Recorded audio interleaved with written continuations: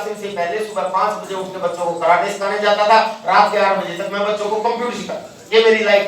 वाहन के रूप में मेरे पास एक साइकिल होता था, साइलेंट करने सकती। वाहन के रूप में मेरे पास एक साइकिल होता था। ये मेरी आरसिंह की पहले की लाइफ है। कुछ ऐसी लाइफ आपकी हो सकती है, मेरे से तो अच्छी होगी शायद। माँ बाप ने मेरी शादी भी कर दी।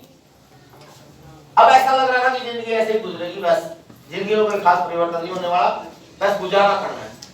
लेकिन 8 फरवरी सन 2001 को ये मार्केटिंग प्लान जो आपको दिखाया गया है यहाँ पे आरसिंह बिजनेस के बारे में मुझे बताया गया, मेरे को ये बिजनेस समझ में आ गया। क्या समझ में आया? क्योंकि इस बिजनेस में मेरे को एक ही चीज समझ में आई, बिजनेस नहीं समझ में आया, उनकी बड़ी बड़ी बातें नहीं समझ में आई। उन्होंने भी ऐसे ही बोला था कि आप टाइम फ्रीडम मिल जाएगी, खूब सारे पैसे वाले बन जाओगे, आप अपनी क्लास चेंज कर सकते हो, आप अमीर बन जाओगे, आपकी गाड़ियां होंगी, आपके सपने पूरे हो जाएंगे, आपका बहुत शानदार कॉफी होगी, घर होगा, आप टाइम फ्री हो जाओगे, बिजी नहीं रहोगे, बहुत आनंद लोगे जिंदगी में, मर भी गए तो भी अरबपति बन जाओगे। ये सारी बातें बताई, सब ऊपर से कुछ नहीं समझ में आया। पर एक बात मेरी समझ में आई, हरियाणा के अंदर बड़े बुजुर्गों ने एक बात कही है कि बेटा जिस काम के करने में नुकसान की कोई संभावना नहीं है, फायदे की जरा सी गुंजाइश कर देना चाहिए।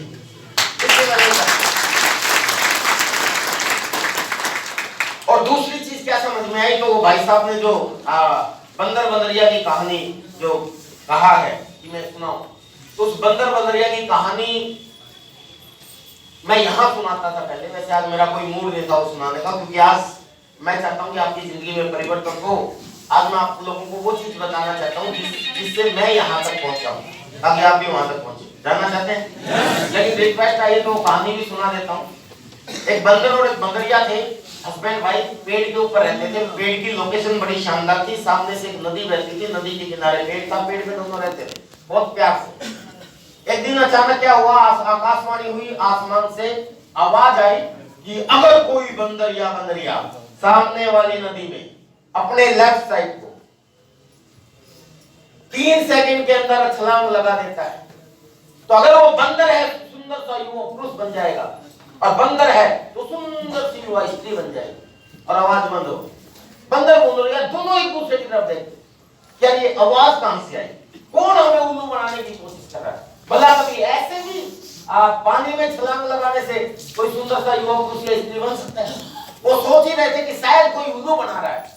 वो बंदर बंदरिया दोनों ढूंढ रहे कि किसने बोला। बंदरिया ऐसे पीछे मुड़ के देख रही थी कि शायद पेड़ के पीछे से कोई छुप के आवाज दे रहा है। वो देख ही रही थी, तभी एक आवाज हो रहा है, छपाक।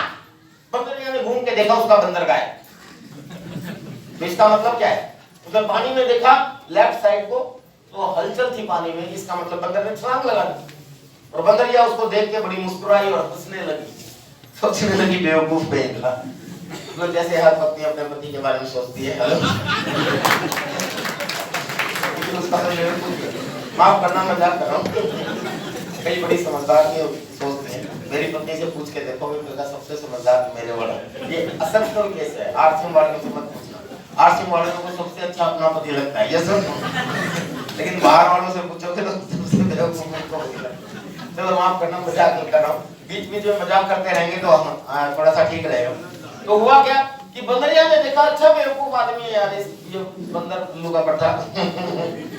इस बात को सच मान के छलांग लगा दी। बता, पानी में छलांग लगाने से कोई पुरुष बन सकता है?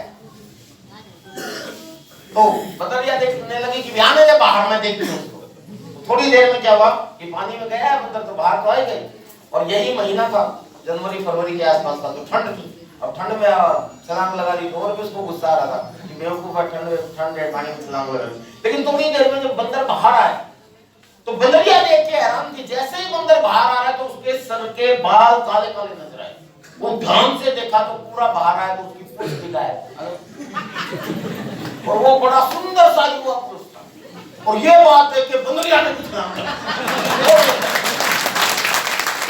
और जैसे ही बंदरिया अंदर गई, अब वो सुंदर सा युवा पुरुष जो बन चुका था, वो पेड़ के पास आके खड़ा हुआ किनारे पे और इंतजार करने लगा कि मेरी बेगम साहिबा बाहर आएगी, सुंदर सी राजकुमारी बन के।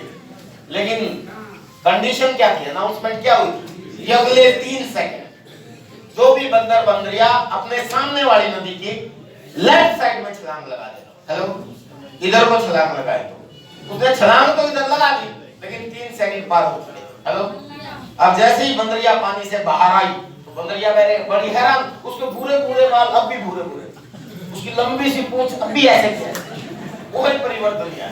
अब वो देख के उस सुंदर से युवा पुरुष की तरफ देख के चिल्लाई कि पकड़ गए हो, तुमने छलांग क्यों लगाई? अब वो क्यों चिल्लाई? हाँ एग्जैक्ट सही पकड़े, जोड़ा बिगड़ गया। एक तो सुंदर सा युवा पुरुष बन गया और एक बंदरिया, मामला गड़बड़ हो गया, तो जोड़ा ही खराब हो गए।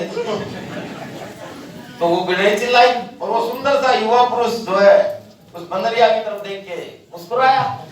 वो क्यों मुस्कुराया? पीछा छोड़ा, हेलो मजाक कर रहा हूँ, मजाक कर रहा हूँ।